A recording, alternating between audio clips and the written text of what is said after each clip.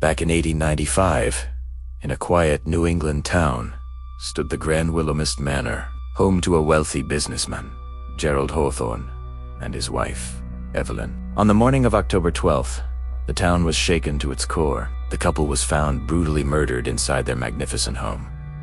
The weapon, a heavy iron fire poker. The crime itself was shocking. But what truly sent whispers through the town was the sole suspect.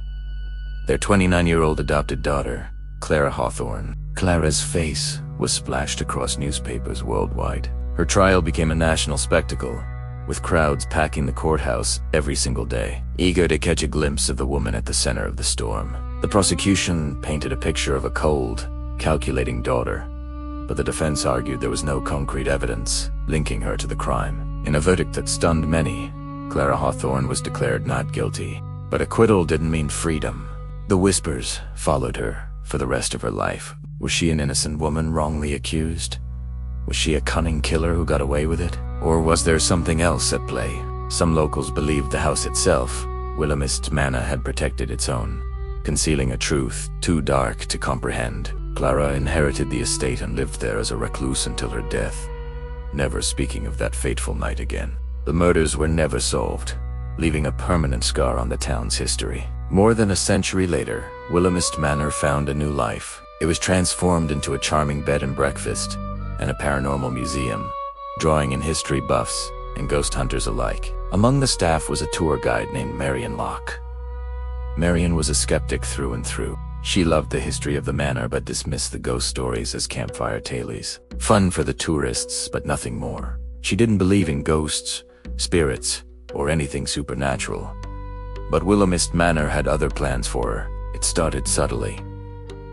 Guests would mention strange occurrences. A family staying in the old nursery suite reported hearing soft, childlike laughter echoing through their room at 3 a.m. Another couple swore that old-fashioned toys, a porcelain doll, a spinning top, would appear in their room, even though they were certain the room was empty when they checked in. Staff would find furniture slightly shifted overnight. A chair moved an inch to the left, a book placed on a different shelf. Marian always found a logical explanation. It was the old house settling. Drafts were just forgetful colleagues. But then, things began to happen that even Marian couldn't easily explain away. One morning, she went to prepare the old children's playroom for a tour. The room had been securely locked the night before. When she opened the door, she froze. A large box of wooden toy blocks, which had been neatly put away, was now scattered across the hardwood floor. But they weren't just thrown about randomly. They were arranged in a perfect, unbroken circle in the very center of the room. There was no way anyone could have gotten in. Marian felt the first real prickle of unease. It was impossible, yet there it was. The activity escalated. One evening, as Marian was leading a late-night ghost tour, she was telling the story of the Hawthorne family in the main parlor. Suddenly, a heavy, framed portrait of Evelyn Hawthorne, which had been hanging securely on the wall for years, slid sideways, unhooked itself, and fell to the floor. But it didn't just drop. It slid across the polished wood, traveling several feet as if an invisible force was pulling it across the room. The entire tour group gasped. Marianne stared, her heart pounding. She checked the wall, the hook, the wire. Everything was intact. There was no explanation. Another night, as she was closing up, she walked down the dimly lit second-floor hallway. Just as she passed the master bedroom, the very room where the murders occurred, the heavy wooden closet door violently swung open, slamming against the wall with a deafening bang. The force of it made the whole hallway seem to shake. Marian jumped back, her breath catching in her throat. She cautiously peered inside. The closet was empty. There was no draft, no one else in the house. It was a deliberate, violent act, and she felt, for the first time, like she wasn't just being watched, but that something wanted to be noticed. She was no longer a skeptic. She was terrified. The most disturbing incident, however, took place on the 125th anniversary of the murders. Marian and two of her co-workers were in the staff office, discussing the day's tours. At the exact time the coroner had estimated Gerald Hawthorne's death, all three of them cried out simultaneously. They each grabbed the side of their head, complaining of a sudden, sharp, stabbing pain right behind their right eye. It was intense, blinding for a moment, and then it was gone. Later, out of a morbid curiosity, Marion pulled up the old autopsy reports.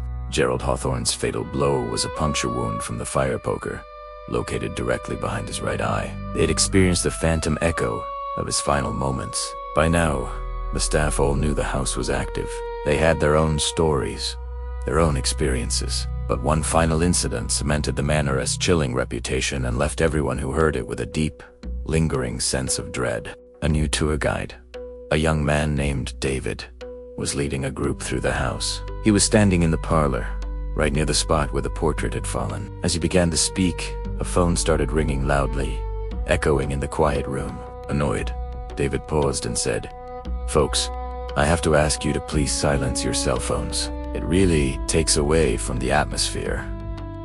A woman in the group looked flustered and began fumbling in her purse. She pulled out her phone, her face filled with confusion. She looked at the screen and whispered, almost to herself, "It's my father."